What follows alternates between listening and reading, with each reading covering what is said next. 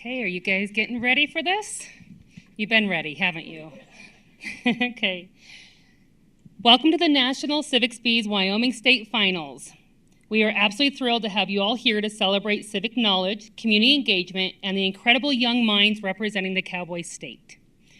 Before we officially get started, I have a quick house cleaning rule for our organizers. Finalists, please remember that your personal devices, including cell phones, smartwatches, and any electronics, as well as your 4x6 essay note cards, are not allowed on stage with you during the quiz portion. If you haven't already handed yours over to our staff, please raise your hand right now so we can collect them for safekeeping. You're already on a roll. Okay, excellent. Now let's talk about how today's competition works. The state finals will consist of 3 rounds. In the first 2 rounds, all of our brilliant state finalists will answer a total of 20 civics-based quiz questions. Every single finalist will answer the exact same multiple choice questions right from their tablets within an allotted time. Here is how the scoring works. I will read each question and all the multiple choice options aloud. A 30-second timer will appear on the screen, but it will not start until I have completely finished reading the question and all the answer choices. Each correct answer earns 1 point. Incorrect answers or answers not submitted before the 30 seconds run out will receive 0 points. Because you do not lose points, okay, for any wrong answer, we highly encourage you to take your best guess on every single question. Please note, once you select an answer on your tablet, that answer is final. You cannot go back and change your response. At the end of round 1 and round 2, we will display a live leaderboard on the big screen so you can see where everyone stands. The 5 finalists with the highest cumulative scores at the end of round 2 will advance to our 3rd and final round, the live Q&A session. If there happens to be a tie for 5th place, I will announce special 3-question tiebreaker round. Only the finalists locked in the 5th place will answer those questions, and those points won't count toward the overall historic scores. They are strictly determined who fills the final spot for round 3. Okay? Finalists, if you experience any technical issues with your tablet or anything goes wrong at any point during the quiz rounds, do not panic. Just raise your hand right away so our tech can jump in and help you. We know everyone here will participate with the utmost integrity, so please keep your eyes on your own tablets. Now for our audience members. I see you. You don't just sit back and watch. You can play along with our students today and test your own civic knowledge. Please look at the large screen behind me. In the upper left-hand corner, you'll see a URL. Enter that into your phone or mobile device and just make sure you select Spectator in the joining settings so you can participate. Finalists, audience, judges, is everyone ready to get started?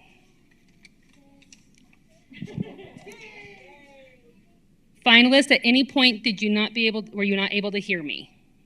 Can I give everybody a thumbs up to make sure you guys heard me loud and clear? Okay.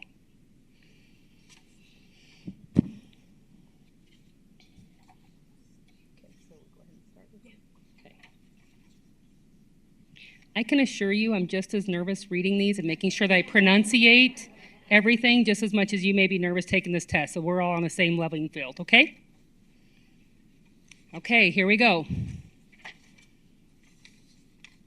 Question number 1.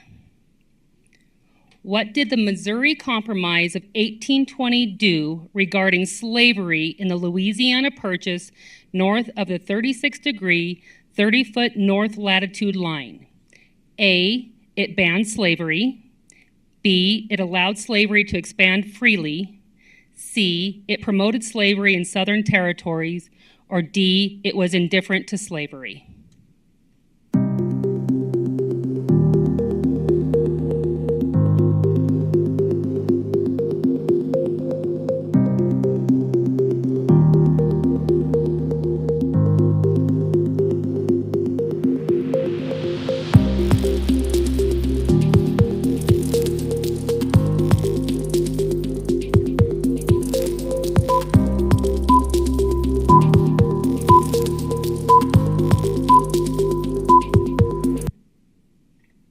And the answer is, it bans slavery.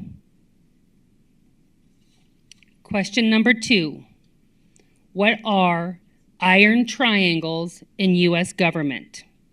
A network of relationships between Congress, interest groups, and federal agencies. B, a system of checks and balances between the 3 branches of government. C, a collaboration between state and federal governments. D, an informal alliance between the President and the Supreme Court.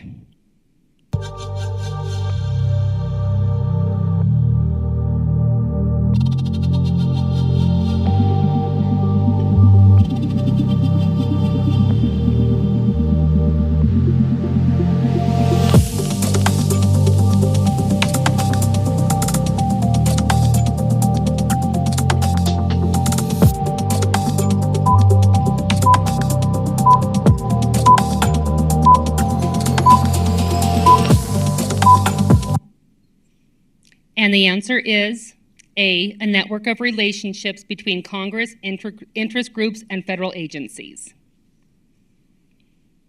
Number 3, Thomas Paine argued that a colony increases in size and population. What will likely also increase? A, individual freedoms. B, public concerns and discontent. C, religious liberties. Or D, freedom of speech.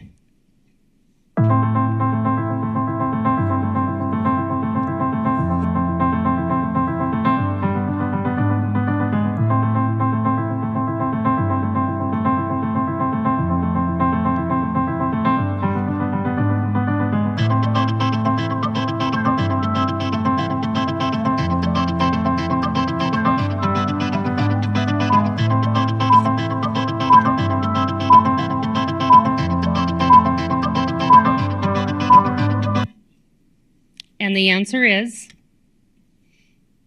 public concerns and discontent. Question number 4. Who participated in a lecture tour during which she delivered her famous "Ain't I a Woman" speech? A, Ida B. Wells. B, Sojourner Truth. C, Harriet Tubman. Or D, Phyllis Whitley.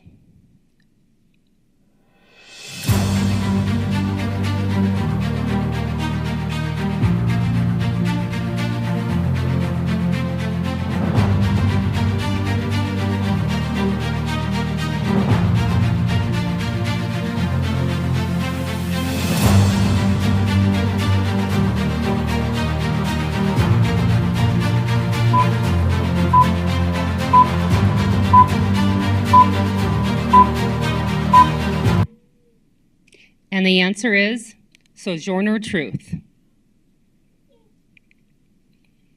Number 5, which of the following statements best distinguishes between a system of government featuring federalism and a system with just a national government?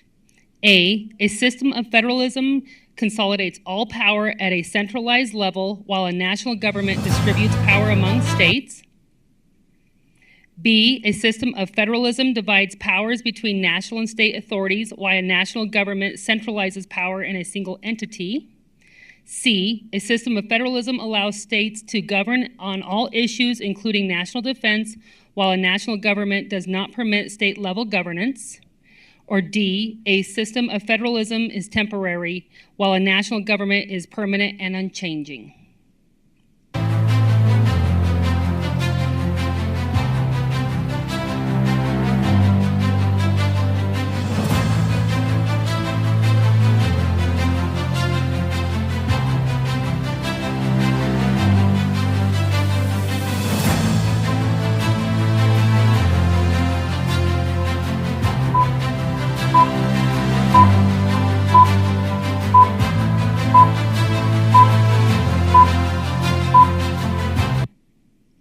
And the answer is a system of federalism divides powers between national and state authorities while a national government centralizes power in a single entity.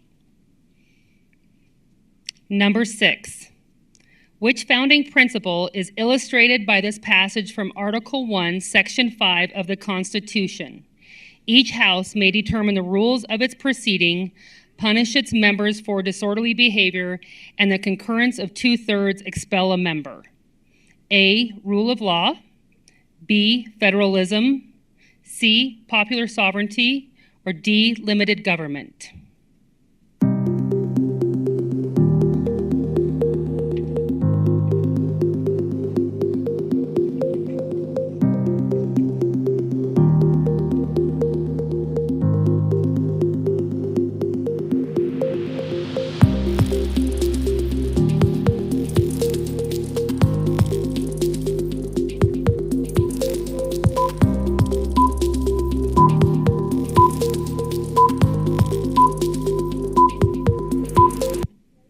And the answer is A, a rule of law. Number 7, for taking away our charters, abolishing our most valuable laws, and altering fundamentally the forms of our governments, what is the main idea expressed in the quote from the Declaration of Independence? A, the king eliminated colonial self-government and legal protections. B, colonists wrote new charters voluntarily. C, the king expanded colonial legislative power.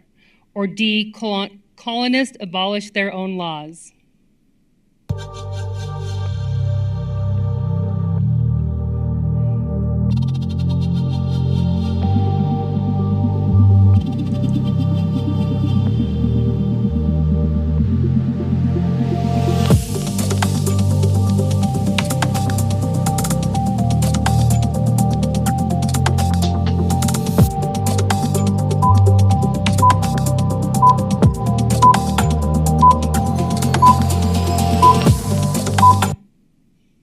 And the answer is A, the king eliminated colonial self-government and legal protections.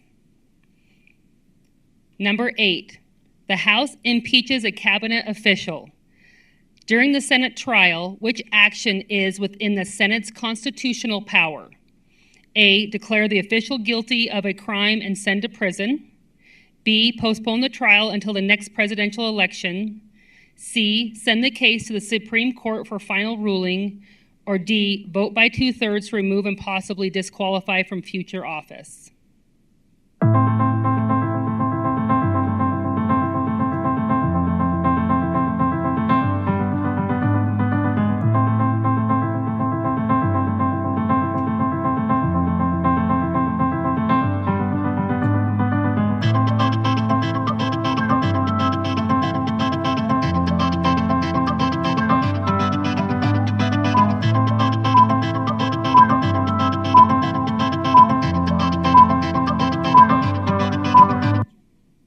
And the answer is D, vote by 2/3 to remove and possibly disqualify from future office. Number 9, Harvey Milk was known as a politician who built coalitions across San Francisco's diverse neighborhoods. Which local policy is he widely credited with championing during this time on the Board of Supervisors? A, a citywide ban on single-use plastic packaging. B, an ordinance requiring dog owners to clean up after their pets in public areas. C, a major expansion of the city's public transportation rail system. Or D, a law transferring zoning authority from the neighborhoods to the state government.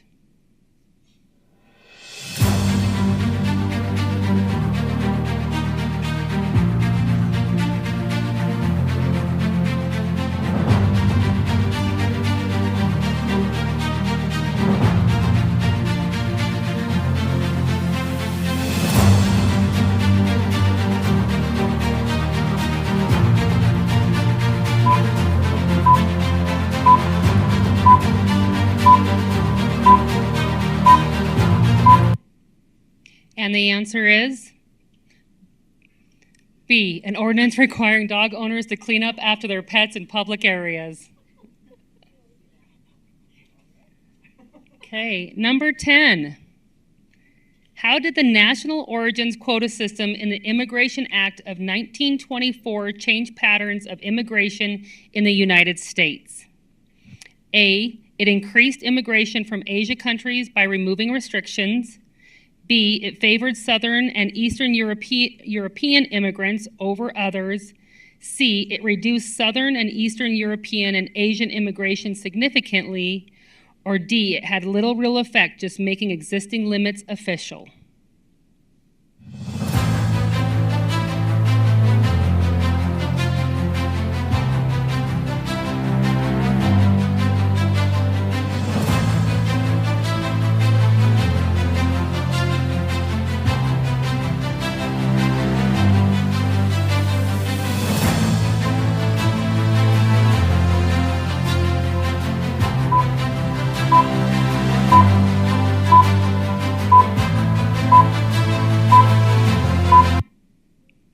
And the answer is C. It reduced Southern and Eastern European and Asian immigration significantly.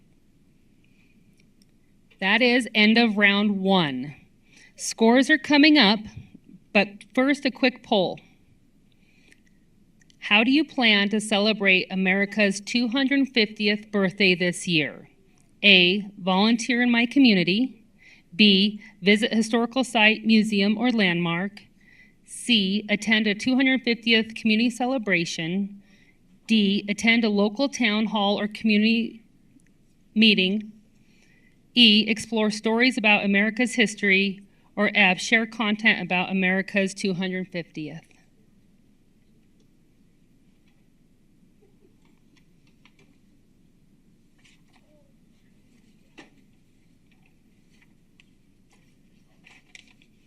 Pretty impressive results right there. I think that we're in good hands. Okay. Are you guys ready for your leaderboard round 1?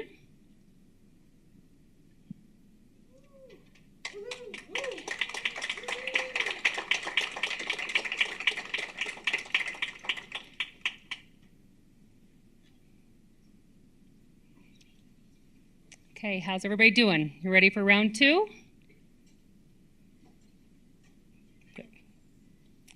Okay, here we go. Round 2. Question number 11. Which statement best synthesizes the impact of the standing committee system on the legislative efficiency of the Senate? A, it allows for the division of labor, enabling specialized groups to vet thousands of bills within specific policy areas. B, it requires that every bill introduced passed by a majority vote in all 16 committees before a floor vote. C, it mandates that the vice president personally chairs each committee to ensure executive branch priorities are met. Or D, it serves as a temporary measure to resolve differences between the Senate and the House of Representatives.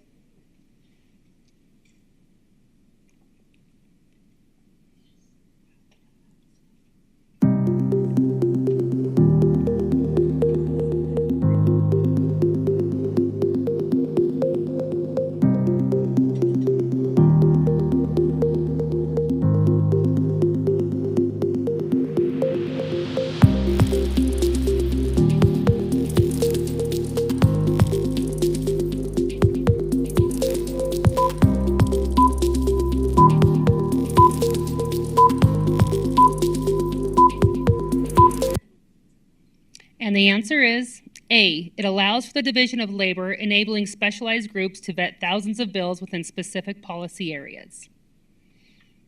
Number 12, the founders created the 2 chambers of the legislature to balance and check one another.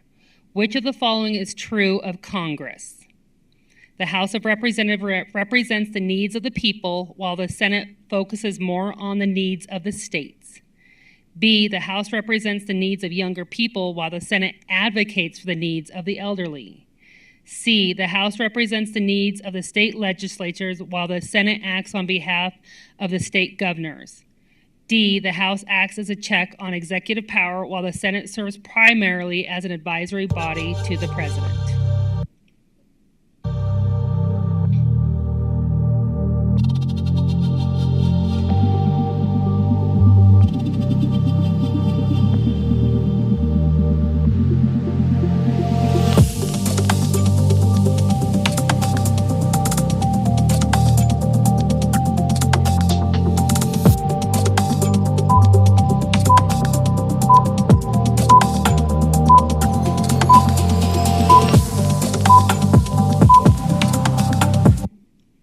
And the answer is The House of Representatives represents the needs of the people, while the Senate focuses more on the needs of the states.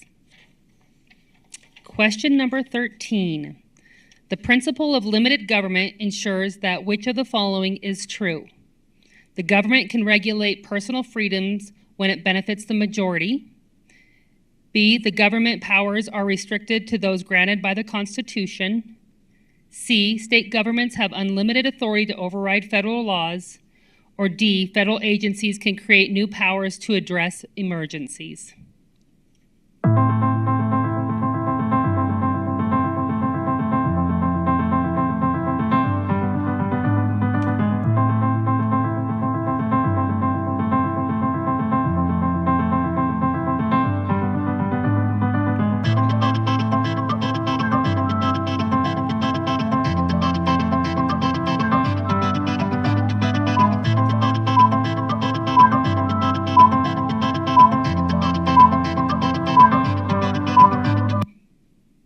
And the answer is B, the government's powers are restricted to those granted by the Constitution. Number 14, who was the first Jewish member of the Supreme Court? Ruth Bader Ginsburg, Louis Brandeis, Abe Fortas, or Stephen Breyer?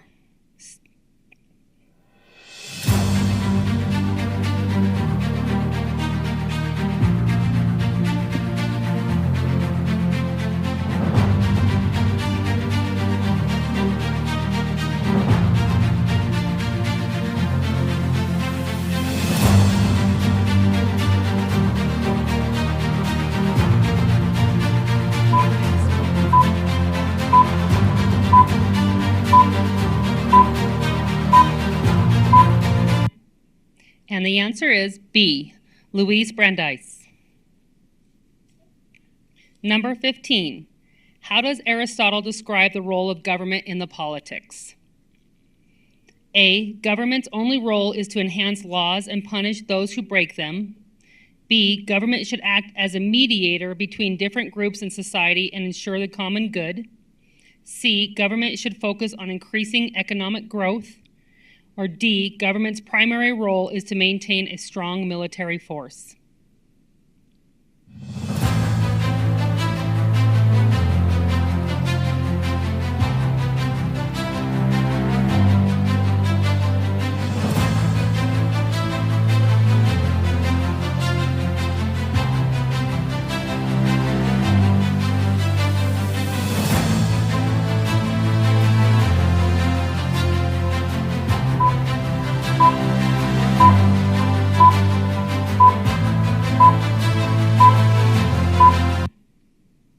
And the answer is B, government should act as a mediator between different groups in society and ensure the common good.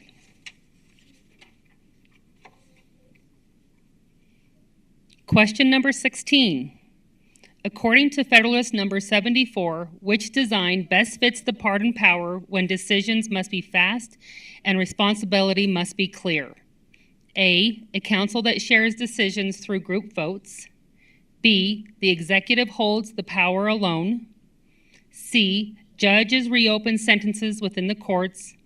Or D, Congress grants relief by passing a bill.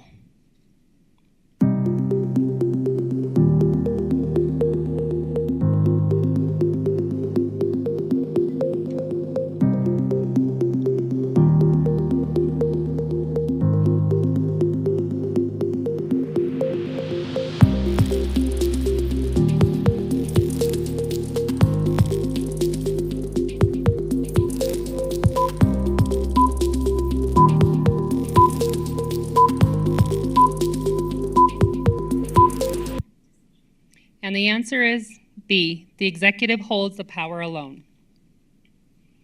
Question number 17. The principle of rule of laws was significantly strengthened by which landmark Supreme Court decision? A, United States v. Nixon, 1974, which ordered the president to release Watergate tapes.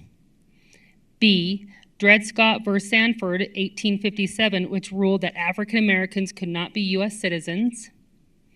C, Korematsu versus United States, 1944, which upheld Japanese internment during World War II, or D, Lochner versus New York, 1905, which struck down labor laws as unconstitutional.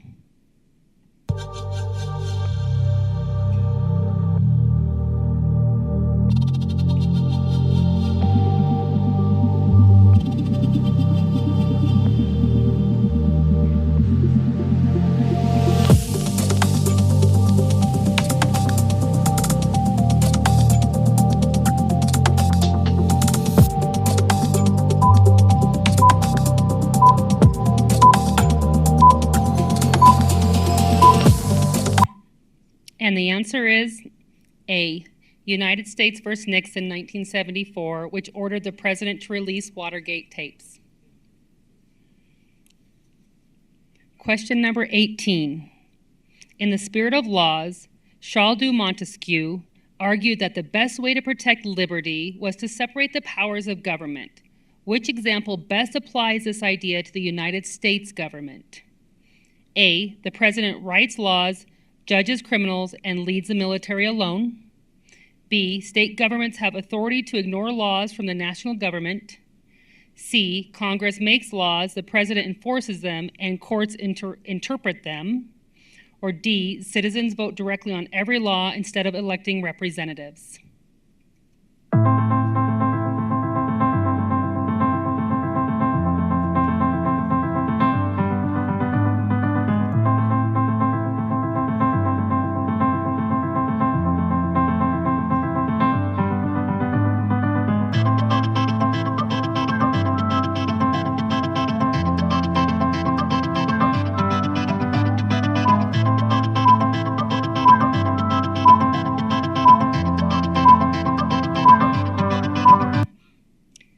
And the answer is C, Congress makes laws, the president enforces them, and courts interpret them.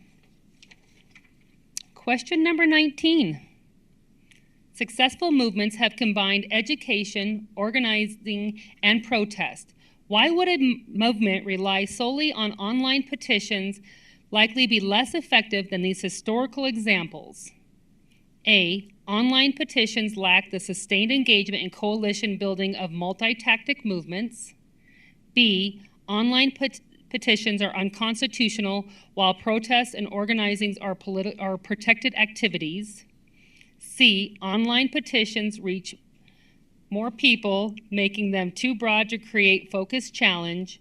Or D, online petitions work faster, causing change before strong foundations can be built.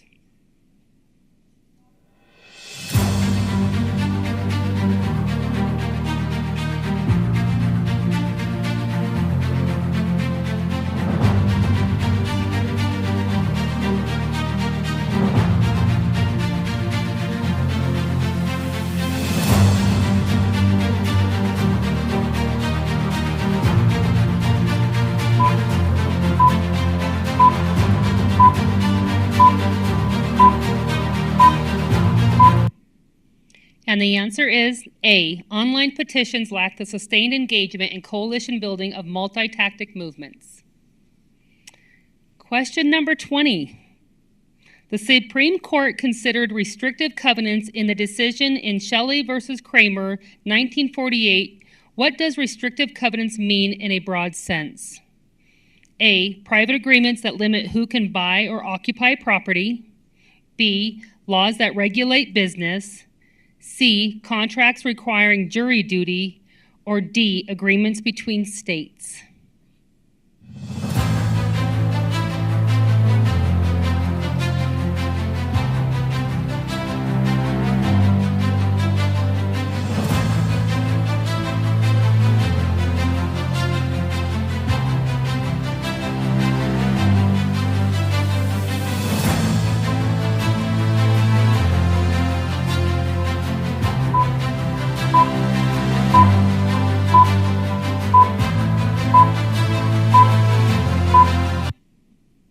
And the answer is A, private agreements that limit who can buy or occupy property. This is end of round 2, but before we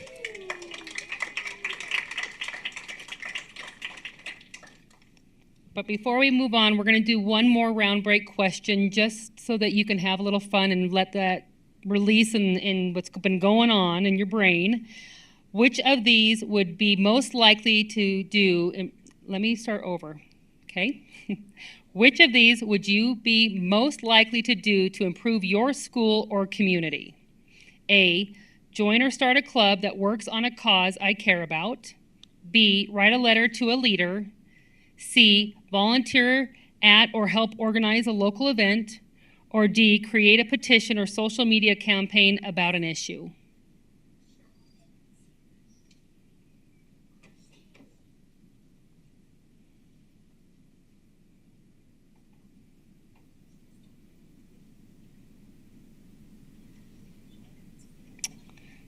Again, it's pretty obvious we have some really great leaders coming up. Thank you all. Now the leader. Huh? Okay. Let them. Why don't you guys go ahead and stand up for about 60 seconds, shake it out, just it's been pretty intense, so go ahead and stand up, shake it out. Relax a little bit. And you guys can see the leaderboards. Rounds 1 and 2, cumulative scores.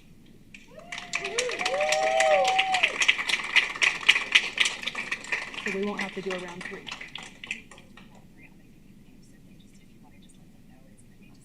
Okay. Okay, go ahead and take a break for just a minute. We're going to do some additional tallying, and then we'll come back, okay? 3 minutes.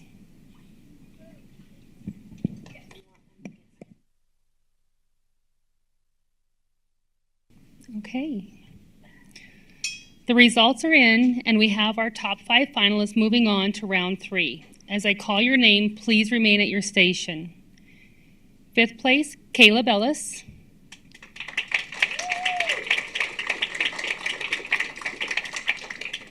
In 4th place, Mason Ketchum.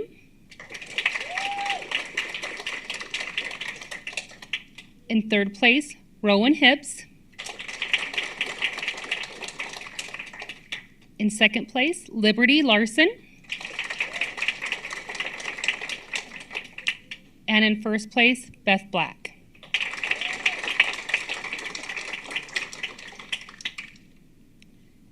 To the rest of our incredible competitors who will not be continuing to round 3, you fought hard. You made it all the way to state finals, and you should be immensely proud of your achievement. Audience, let's give all of these brilliant students a big round of applause.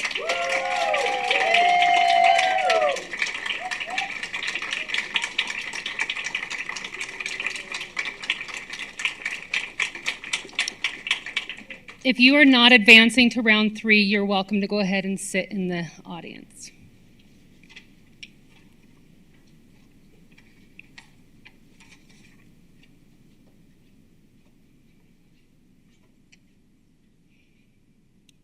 Okay, we are now going to take a brief intermission break to allow our top 5 finalists, our judges, and myself to collect ourselves and prepare for oral presentation portion. While we are away, please help yourselves to our ice cream bar. We ask that our 5 finalists moving on to round 3 go first, followed by our guest. We will see you back here in 30 minutes for round 3. Hi, I'm Braxton and I'm from Casper, Wyoming. Civics means to me is the rights that we have as a community and citizens. My name is Beth Black and I live in Powell, Wyoming. If you had asked me a couple months ago what civics meant to me, I would have said, wait, what's civics again? But now that I've explored the workings of our country through this competition, I know that civics isn't just knowing how the Electoral College works. It's about making yourself the best version you can be for your fellow citizens and for your country. Hello, my name is Liberty Larson and I'm from Rawlins, Wyoming. Civics to me means understanding that every person has the opportunity to make a difference, whether that's helping your community, volunteering, or just sharing your ideas. Civics means working together to build a better future. Hi, my name is Enoch Sherman and I'm from Thane. What civics means to me is the study of our duties as citizens and staying engaged in our communities. Hi, my name is Savannah Felton. I'm from Denmark, Wyoming, and to me, civics means working alongside my peers and neighbors to make my community a better place. Hello, I'm Caleb Ellis, and I'm 12 years old. I live in Wilson, and civics to me are my duties and role in my community. Hi, my name is Evelyn Fitch, and I'm from Cheyenne. To me, civics means being responsible and holding up our society by being good citizens and learning about our country and its constitution.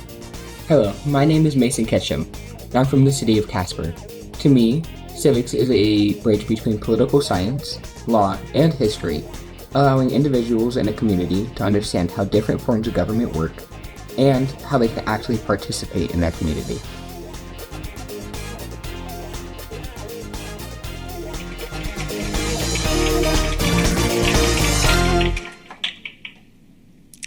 Hello everyone, I'm Joanna Kale with Wyoming PBS, and welcome to everyone watching live on the Wyoming PBS YouTube channel. Congratulations to all of our middle school finalists at the 2026 National Civics Bee Wyoming State Finals. Your hard work and commitment to understanding democracy brought you all here today. Academic success, however, does take a team. Thank you to the families who encourage civic curiosity and leadership at home, and to Wyoming's educators who work so hard to support our students. We're also grateful to Dale and Amber at the Wyoming Chamber of Commerce, who encourage civic curiosity and for partnering with us as this live stream presentation today. Thank you also to our sponsors, Pac West Strategies, the Daniels Fund, and Laramie County Community College for helping keep this event free and accessible for students across Wyoming. This bee is about strengthening communities, connecting students, and building a lasting legacy. Wyoming PBS recently caught up with the last year's Wyoming State champion, Kaya Scott, who has a special message for today's finalists. Welcome to the 2026 National Civics Bee Wyoming State Finals on the campus of Laramie County Community College in Cheyenne. My name is Kaya Scott. Exactly 1 year ago, I was sitting exactly where you are today. I was nervous, excited, and incredibly proud to be contending against my fellow Wyoming classmates. First of all, I want to congratulate every single one of you for making it this far. You've put in the hard work, the research, and the studying to earn your spot here. Last year, that same hard work earned me the title of Wyoming State Champion, and it took me all the way to the national finals in Washington, D.C. Walking through the Capitol, seeing the monuments, and meeting amazing students from all over the country was a life-changing experience.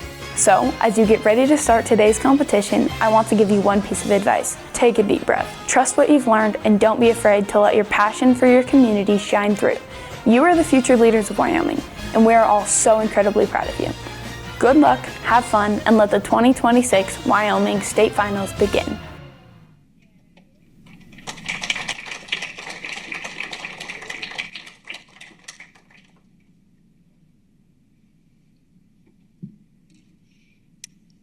I hope everybody enjoyed their ice cream. Welcome back to the National Civics Bee Wyoming State Finals. We are down to our top 5 finalists, and the stakes are officially raised as we enter round 3. Before the break, our finalists were handed back their 4x6 essay note cards they prepared ahead of time. Here is how this round will work. I will call our finalists up to the microphone one at a time to deliver a live presentation.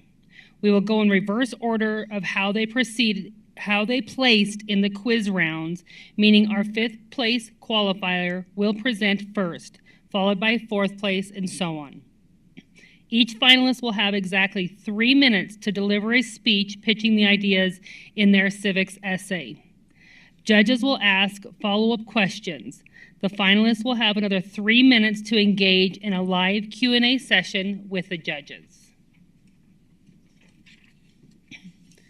Our judges will be evaluated each finalist based on 3 key criteria: how thoroughly they demonstrate an understanding of core civic principles, how clearly and effectively they answer the judges' live questions, their ability to use specific examples, evidence, and primary sources to back up their answers.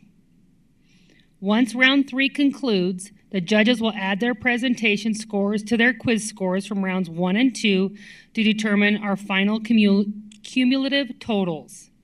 If there happens to be a tie at the very end of round 3, our judges will vote to rank the tied finalists by a majority rules system. The 3 finalists with the highest overall scores today will be named our first, second, and third place grand prize winners. All our finalists today will receive official certificates, and our top 3 will walk away with trophies.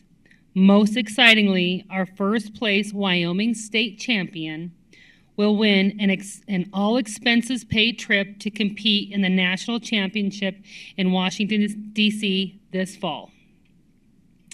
Judges, are you ready? Finalists, are you ready? Let's begin with our first presenter, Caleb Ellis.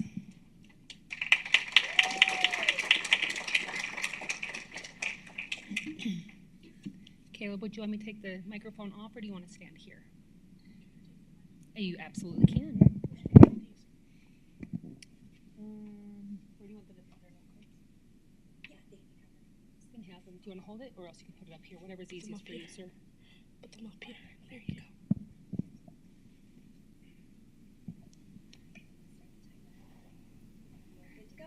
Hello, my name is Caleb Ellis, and I am 12 years old. I focused on bullying as my subject.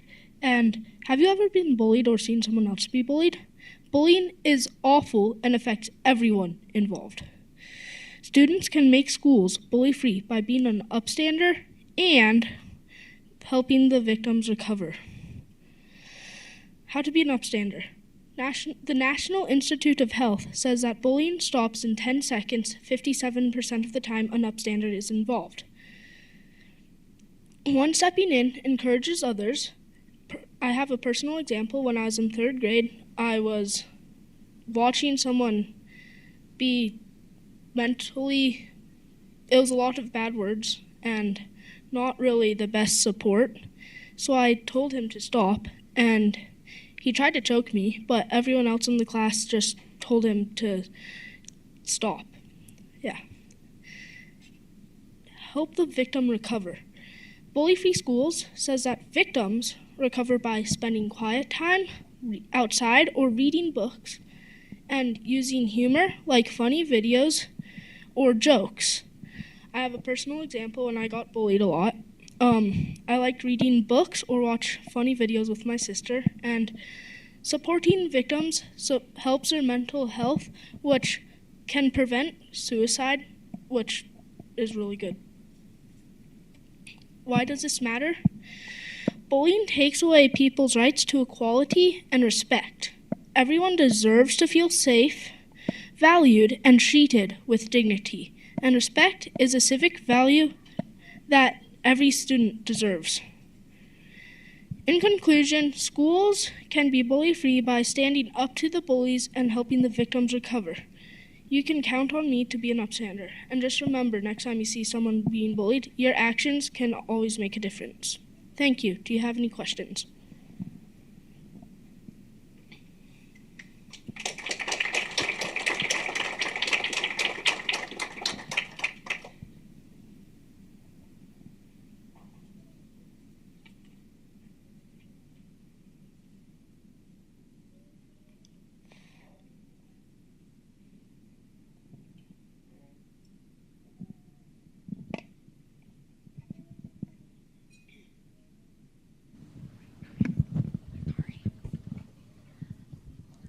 Hi, Caleb. Okay, good. It's on. Hi, Caleb. So you spoke a little bit about how your proposed solution related to civic values, but can you tie it to some founding principles? I haven't really studied the founding principles that much yet. I'm only in 6th grade, and I was not expecting to get this far. So, not really, but I will work on that a lot. I think honesty is one of the founding principles, so I think that works. Thank you. Caleb, I was really excited to see you got this far because I really enjoyed your essay. and your citation to some pretty relevant sources. The Upstander program, is that an actual program, or is Upstander just kind of a term that's used for folks who stand up against bullying? An upstander is used as a term. It's not really used as a program. I don't know of any program, although that would be awesome. So that's my follow-up question. How do you think you go about standing up an Upstander program, maybe starting in your school? Well, I would need to talk to the Public Health Foundation to get information on bullying, and then I could share that with my classmates so that they could learn, and learning can help people stop, so they would learn, and then they could start being an upstander, and the bullies could stop bullying. That's great, Caleb. Thank you so much for sharing your personal story. You had a wonderful speech, so thank you so much for sharing that with us. I just have a question regarding how you might integrate your idea into the community. So going beyond your school, how do you think you could bring this idea to life within your community? I could write letters to the town council and maybe start a petition, which would be helpful. I could start clubs beyond school. So we do 4-H, so maybe I could start a club on 4-H, how to be an upstander, and keep that going.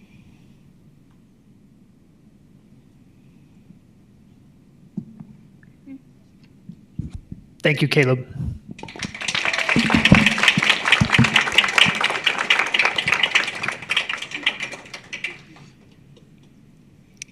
Okay, next we'll have Mason Ketchum join us.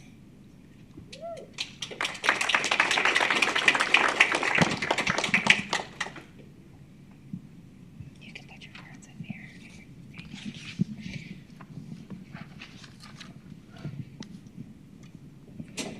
According to an Oil City News study in April of 2026, there are now 262 unhoused people in the city of Casper. That's 100 more than previously reported. After losing a home to job loss, low income, addiction, or health problems, it can be very hard to recover. And this can affect the whole community and the economy in multiple ways. Because when homeless people have no food, doctor visits, clean clothes, or shelter, it can be very hard to get or keep a job. I think the first step to recovering is to raise awareness, help homeless people get food and safe places to stay. One of the many organizations we could turn to is the Wyoming Rescue Mission. They can provide shelter and recovery programs to those in need. Community groups can work together to create more temporary housing and help people find jobs again. Local governments can work to increase affordable housing and help them find job opportunities. Community members can help by supporting food banks, volunteering their time, and learning how to help by participating in awareness efforts. In conclusion, the growing number of homeless people in the city of Casper has affected the whole community. But if governments, community members, and community organizations work together, we can help make a difference in the lives of those in need.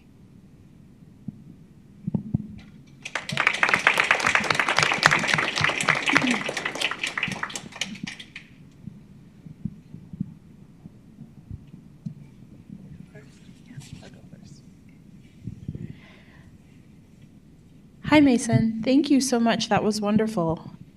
Tell me, what do you think would be the biggest challenge to building your solution? I think the biggest challenge would be getting people to realize this is a bigger issue than what we think. So it'd be going around trying to get awareness, and then from there, getting people to support by volunteering their time. And what do you think that you personally could do to help raise awareness and get support for this, for your cause? We have many programs down at our David Street station in Casper, Wyoming. One of them is Funky Junk. I could set up a tent there to raise awareness. And then I have also worked with the Wyoming Food for Thought program to help get food to those in need, and their garden this summer to grow fruits and vegetables for them as well. Thank you.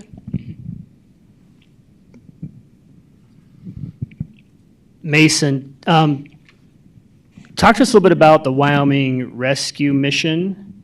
What services do they provide, and how could we and you as citizens maybe help support them?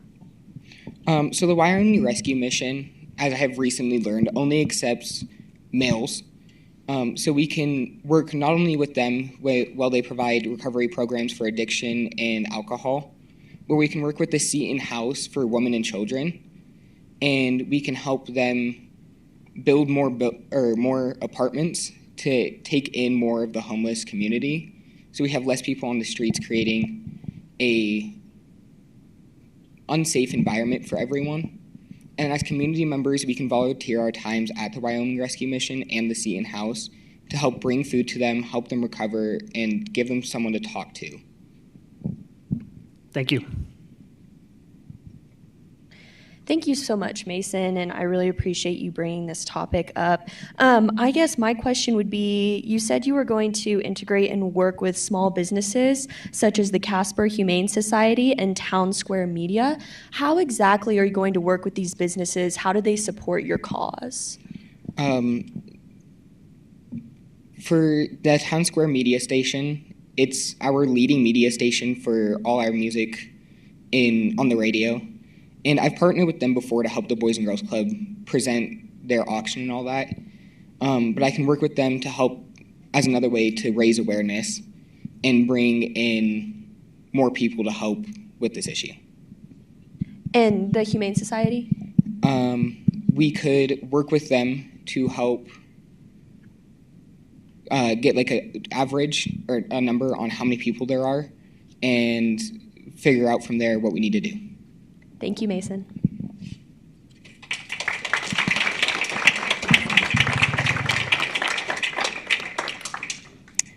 Okay, can we have Rowan Hibbs?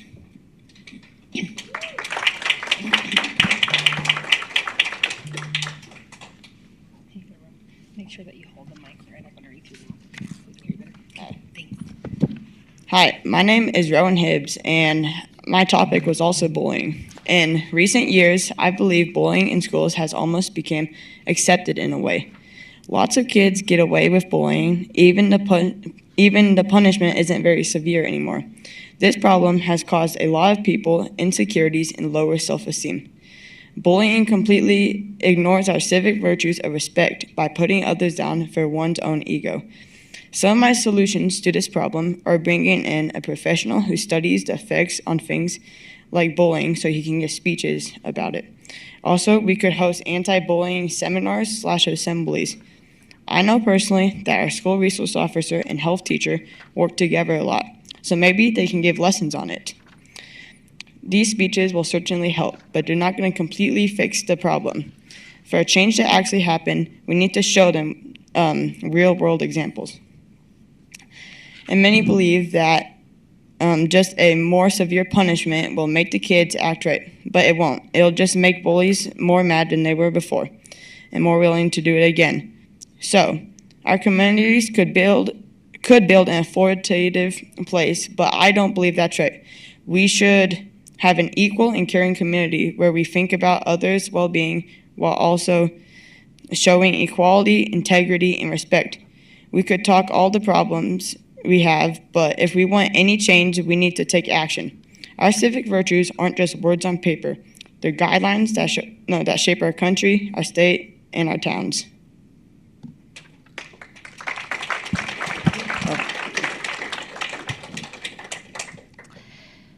Hi, Rowan. So in regards to civic virtues, you identified respect and equality. Can you tie your topic and what you've chosen to speak about to any of the founding principles? Like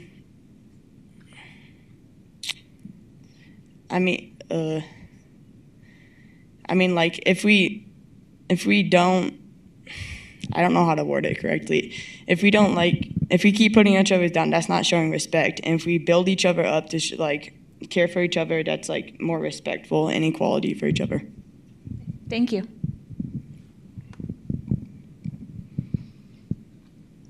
Rowan, one of the things I picked up on in your essay was that you made a recommendation that students do projects to help with the effects of bullying. Why do you think projects are important to have students doing something? And do you have any ideas for what some of those projects might be? Because when you do projects, you actually have to like do work, so it gives your brain like more thinking about the effects of bullying.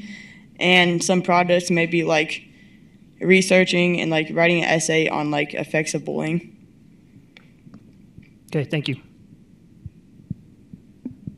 Hi, Rowan. Thank you so much for sharing. I really enjoyed reading your essay. So you're talking specifically about how you're going to integrate this program into your own school. How would you move your initiative into the broader community onto maybe other schools in Glen Rock? Well, I know in Casper there's like libraries and like rec centers, and I'm betting they're willing to like put up posters so I can like advocate for like clubs or something so people will come. Yeah, would you work with any other community organizations, or how would you secure funding for these posters? Who would you work with to achieve that? I think I'd just go to like a school, like our student council, to help like me with a fundraiser for this. Great, thank you.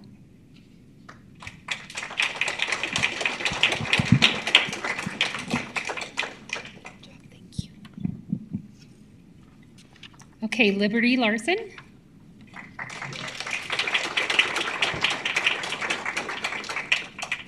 You can go here, absolutely. Just hold your mouth.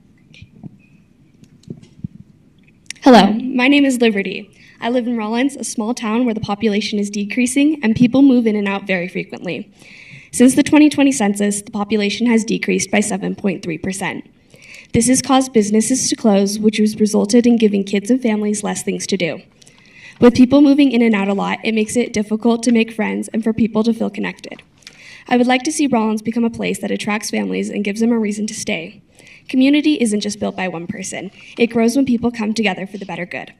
Something I feel passionate about that has become an issue in my community that I can relate my essay to is the recent discussion of school budgets and funding for sports and activities.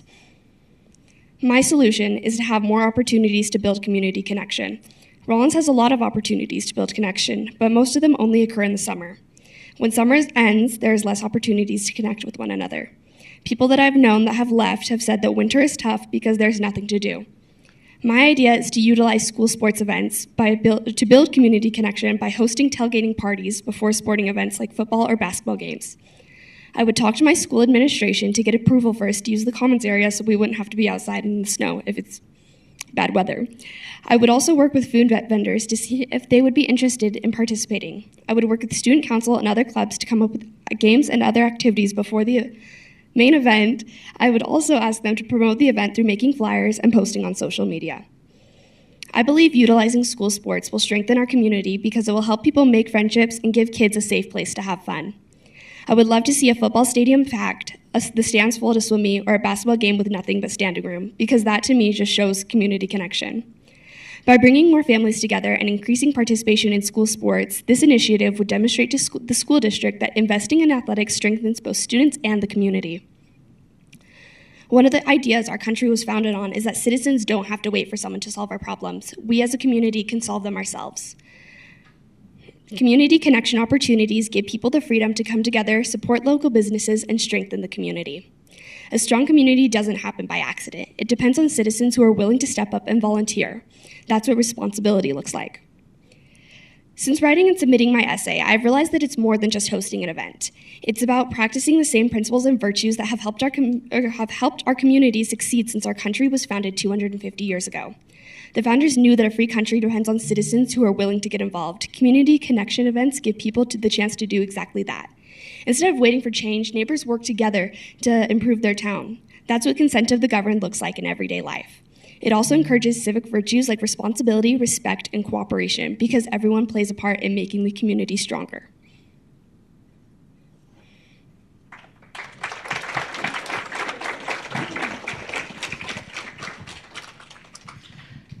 Hi, Liberty. I think that is really creative, and it's a really great idea. That's something that we see. I'm an attorney. I practice all over the state, and I see this in all of the communities in Wyoming. So I know that this is a real problem that we see in our small communities. What members of local government would be involved in making your idea a reality? So recently I have spoken with my mayor, and I have talked to her, and she has pointed me in the direction of people who would be willing to help. Not only city council, but the rec center and our downtown district authority attorney would be interested in helping. And so, yeah. Great, thank you. Yes. So I grew up in a town of 300 people. So Rollins is big time for me. But I understand your challenge, and even here in Cheyenne, I think we sort of have that challenge, right? We look for opportunities to have community amenities and things like that that attract people who want to come live here, right?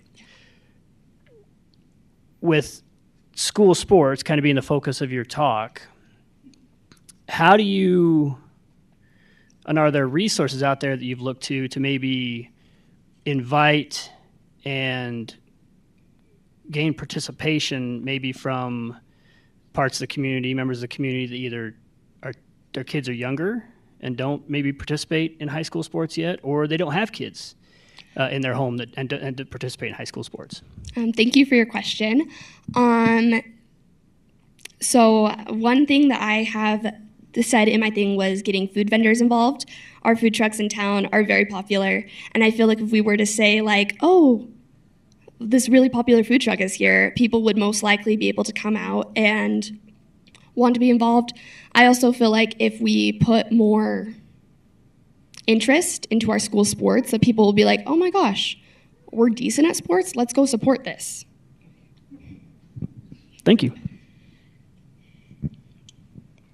Thank you so much for sharing this community issue with us, Liberty. I know we all really enjoyed reading this. So I guess my question relates to how you would actually execute your idea. So I love the scaffolding in your work. How would you get community members mobilized to actually put this together? I know you mentioned speaking to your mayor. So how are you going to actually get this started? Okay, so I guess student council elections were in spring, so I am freshman president going into high school, and so I would work with my student council. I also know student council works with NHS, and so I would rally up all the clubs at my school and to help get this going, along with, like I said, working with the rec center and the DDA. Great, thank you.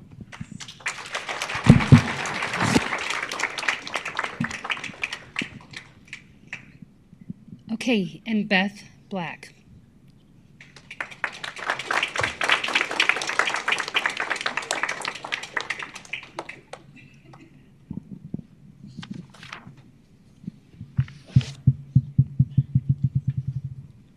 It is a well-known fact that the overuse of screens is detrimental to both mental and physical health, and yet our school system continues to embed screens into the curriculum.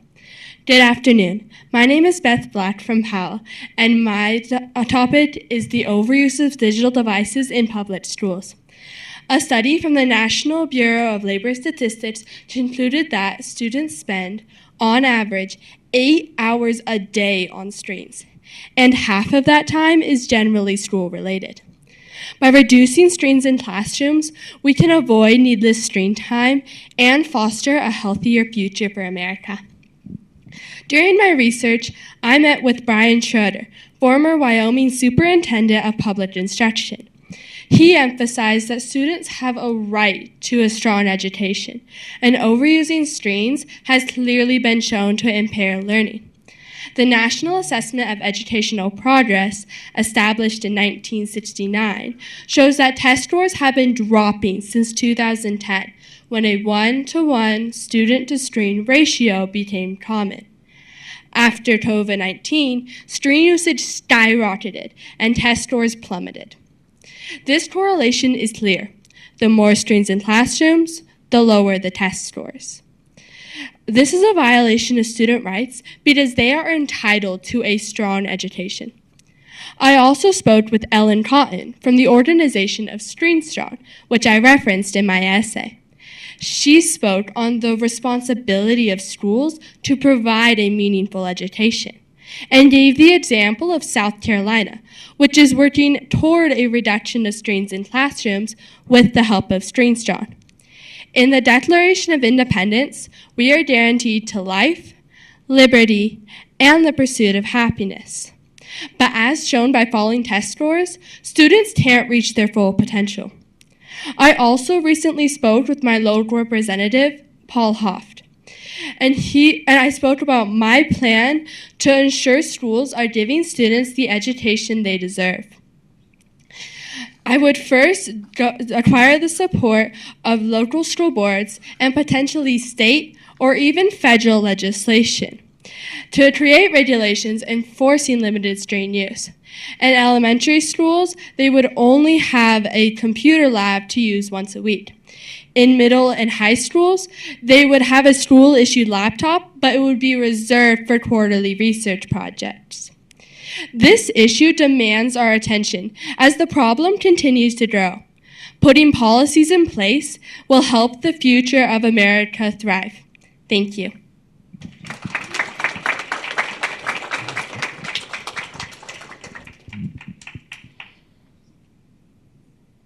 Thank you, Beth. That was wonderful. So you were pretty clear about which founding principles tie to this, but tell me, which civic virtues do your solution support?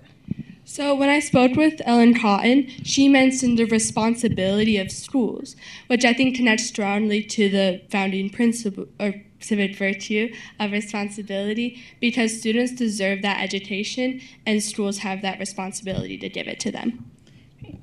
My other question for you is, what is the biggest challenge to building this solution? I think the biggest challenge right now is that there's a very large conflict of opinions, because a lot of people do advocate for strains in schools, namely the large tech companies that give schools the tech, because it is a lucrative business for them, and so they are definitely going to have pushback against taking those out of schools. And do you have any solutions on how you could combat that pushback? So the way I would combat that pushback is by doing test groups. So you'd have a class of students originally that begin going through the school with no strains. And then you see how they compare to other students with strains to see the different test scores and other things like that. Thank you. So I'm also an attorney, and I have been told, and I believe this, that AI is not going to replace attorneys.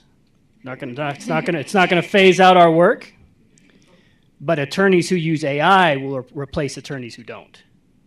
So, with that in mind, how do we balance this concern with what we're seeing test-wise with screens in classrooms, and making sure students are coming out of high school with some basic tools and understandings of how to utilize AI to make them more effective in whatever career field they go into? Okay, so in my plan, I originally remove all individual strains from elementary schools so they can focus on things like typing and basic computer skills. In middle school and high school, if you choose to go into a field like becoming a lawyer or coding, you can take specific classes for that where more tech use is going to be used, because that is the specific field you're going into. And do you have any ideas? You said there was 8 hours of screen time and about 4 hours of that was in school. Do you have any ideas for reducing that 4 hours maybe of screen time outside of schools? So I would like to eventually work towards that, but I think right now the biggest issue to solve is to take it out of the schools and hope that encourages parents to also limit their screen use. If it doesn't, we can address that problem later on, but for now I think it's best to focus on the schools. Okay, thank you, Beth. Am I allowed to ask? Can I ask? There's no timer. We hog all the time. Can I hog it? Can I ask her a question? Sorry, I I'm interested because I'm a few years away from being an attorney. I'm behind them, but they are telling us that AI is going to take our job. So looking forward to that. But I guess my question would be, it says that you're going to have a difficult transition in your steps, specifically step 1, convincing public officials and school systems to embrace this culture. How are you going to go about convincing them to embrace your initiative? So I've already spoken with my representative, Paul Hoft, and with Representative Art Washit. So I've already spoken with a couple different people about this, and I've heard varied opinions about it. So my superintendent, Jade Curtis, is more opposed to this idea. So I think that's where we're going to see the rocky transitions, is in the school districts where you have less support.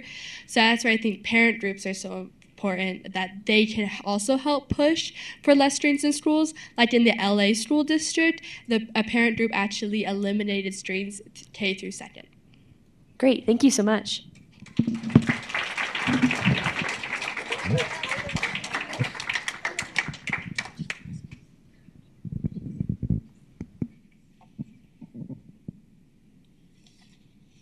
Wow, what an absolutely incredibly display of leadership, critical thinking, and passion from improving our communities. Let's give one more huge round of applause to all five of our round 3 finalists.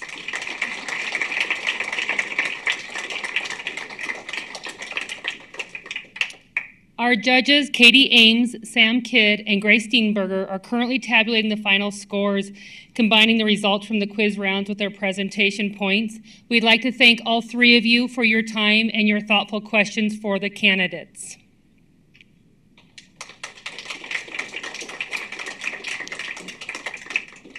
We expect that this part of the tabulation is probably going to take about 10 minutes, so we're going to give ourselves just another little break to give them the time to be fair and honest with that judging, and then we will come back with announcing the totals, okay?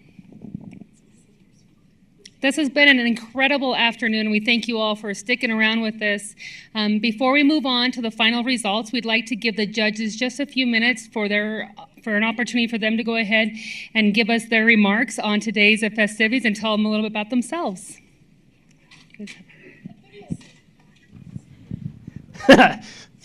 I volunteered the group for this, so I guess I get to stand up and go first. My name is Sam Kidd. I'm an attorney with Holland & Hart here in Cheyenne. We're a regional firm throughout the Mountain West. I was brought to Cheyenne, though, by the United States Air Force. I spent 20 years on active duty, the last 13 as a JAG, and retired out of F.E. Warren, and spent time litigating court-martials, and now I do some civil litigation work. So standing up in front of somebody and presenting is super hard. So I just wanted to tell all of the kids who got up today and had to present, well done. You did very well. A couple things that will make you even better at what you're doing. You know your stuff, so put the notes down, right? You guys know this stuff. You studied it. You wrote your papers. Get comfortable. Just put your notes down. Even if you mess up and you forget something that you really thought you needed to say, putting those notes down and making eye contact and having a conversation with somebody, you'll be way more effective in communicating your message if you do that. So that's just kind of one piece of advice I want to tell you. But overall, all of you did a great job. I'm grateful that I had the opportunity to come participate. So thank you to the Chamber for asking me to come do this. Who's next? Okay.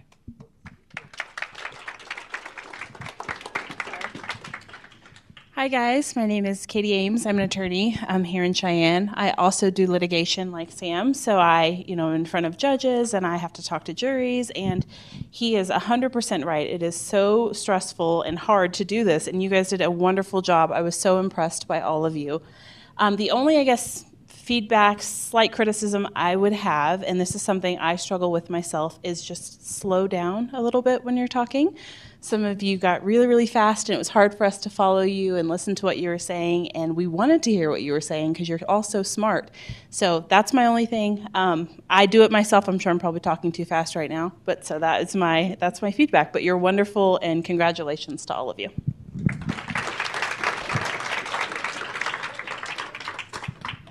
Hi everyone, my name is Grace Steenbergen. I'm a recent graduate from Baylor University, graduated with an honors degree in political science and legal studies, and I am also going to be an incoming 1L. I also was a lobbyist for Baylor University, so I went to DC, spoke with public officials, so public speaking was a large part of my responsibility with Baylor, and also a soon-to-be attorney.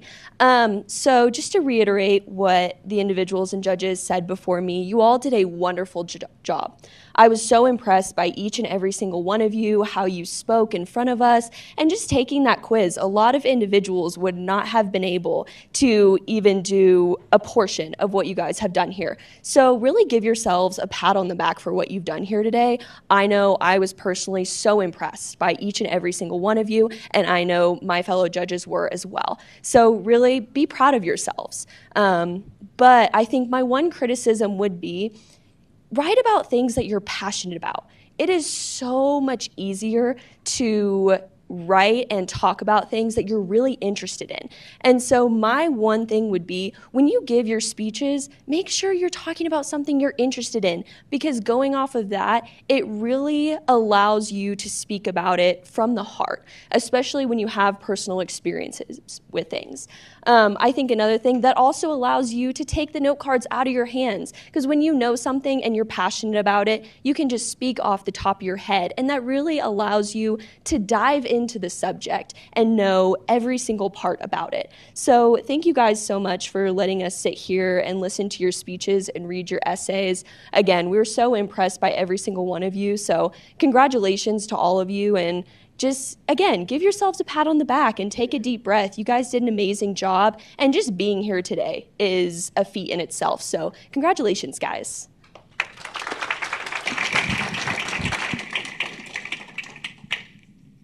Thank you, judges, for your insight and your criticism, but also your gratitude for all of our finalists and how well they did. As I was listening to them, I'm going to tell you that I was just as nervous as you all, and I had my note cards the whole time, so we're all okay. We're going to go ahead and move on, because guess what? The final tallies are locked in. But first, let's recognize all of our exceptional state finalists. When I call your name, please step forward to receive your National Civics Bees certificate. Beth Black.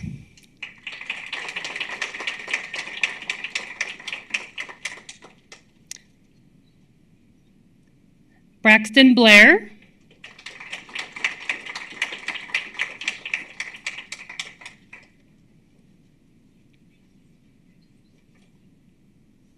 Caleb Ellis.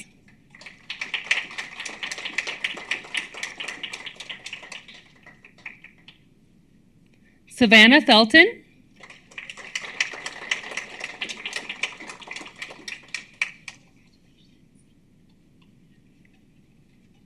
Evelyn Fitch.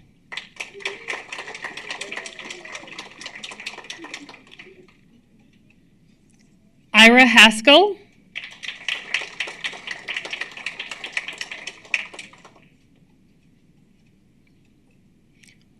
Rowan Hibbs.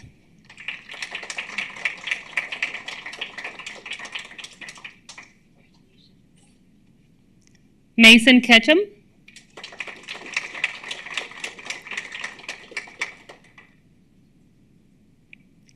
Liberty Larson.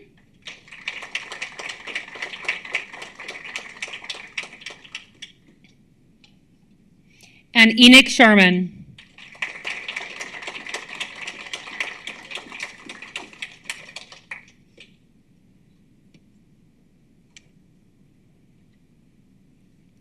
And now for our top 3 trophy winners and the title of state champion.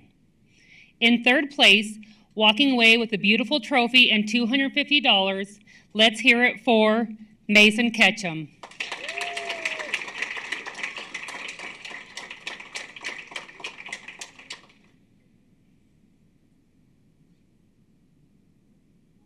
Good job, Mason. In second place, our official runner-up today and a recipient of $500, let's give a huge round of applause to Liberty Larson.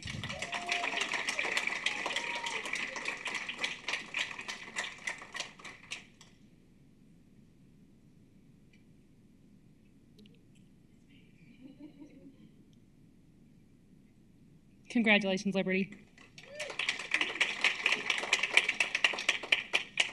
And finally, the first place winner of the 2026 National Civics B Wyoming State Finals, taking home the grand trophy, $1,000, and advancing to the national championship in Washington, D.C. this fall.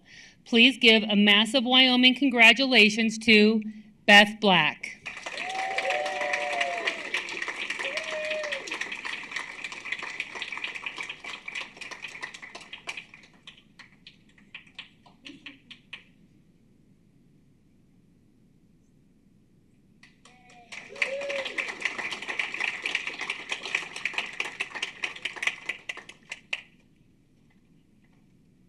Thank you to our incredible students, our dedicated judges, our generous sponsors, and to all of you in the audience for supporting the next generation of civic leaders.